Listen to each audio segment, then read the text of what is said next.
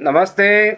आप सबको शुभकामनाएं आने वाले त्यौहार की। मैं Raman Singh Solanki, advocate, supreme court, high court and subordinate court और रेवेन्यू कोर्ट।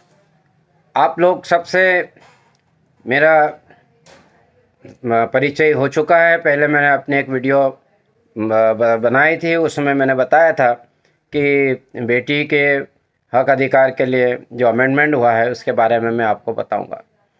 दोस्तों, 1930 एक्ट का 1938 का एक एक्ट बना है, women's rights in property act है। उसमें केवल इतना है कि आपको को प्रॉपर्टी में उतने समय के लिए आप प्रॉपर्टी रख सकते हो ताकि आप उससे जो पैसा प्राप्त होता है, अर्निंग होती है, उससे आप अपना भरण पोषण मेंटेनेंस कर सको। उसके बाद में आया भारतीय उत्तराधिकार अधिनियम 1956। उसमें बेटों को हक दिया गया था, परंतु बेटी को कोपार्सनर नहीं माना था और बेटी को हक नहीं था। उसके बाद फिर इसमें अमेंडमेंट हुआ और धारा 6 में अमेंडमेंट किया गया और 1956 के कानून को बदलकर 2005 9/9/2005 में जो अमेंडमेंट हुआ और उस 9/9/2005 से लागू हुआ है कि बेटी को भी कोपार्सनर माना गया है, सहदायिक माना गया है और सहदायिक संपत्ति में बेटे की तरह बेटी को भी अधिकार दिए गए हैं। इसलिए बेटे और बेटी दोनों को समान इक्वलिटी कर दिया है। इसमें अब ये स्थिति होती है कि बेटी को हक कब मिलेगा।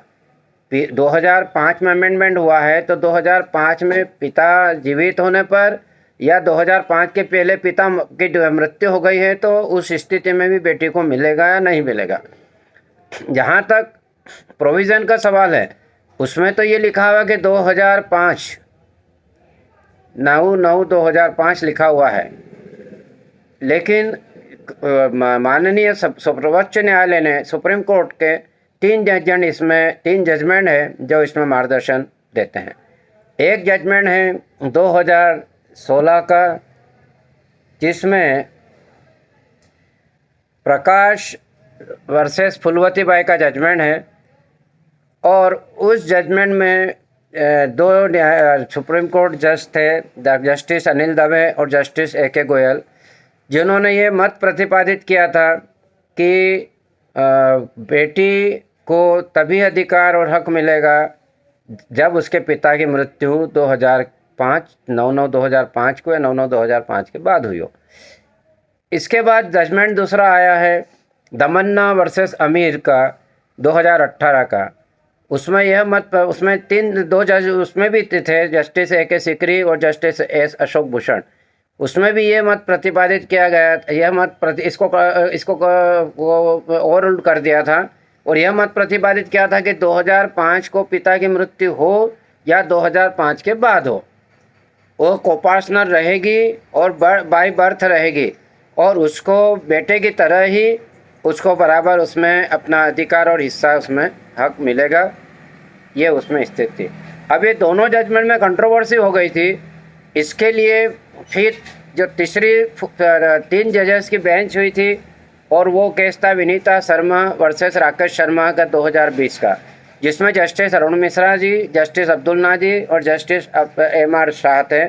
और उसमें यह जजमेंट प्रतिपादित किया गया था, यह मत प्रतिपादित किया गया था कि बेटे की तरह ही बेटी को बाय बर्थ कोपार्सनर माना गया, उसको जन्म से ही उसमें उसका हक अधिकार रहेगा और पिता की मृत्यु चाहे 9/9/2005 के पहले हुई हो या पिता की मृत्यु 9/9/2005 के बाद हुई हो, उस स्थिति में भी बेटी को वही स्थिति रहेगी जैसे बेटे की होती है और उसको उसका हक अधिकार अवश्य मिलेगा, चाहे मैरिड हो चाहे अनमैरिड हो।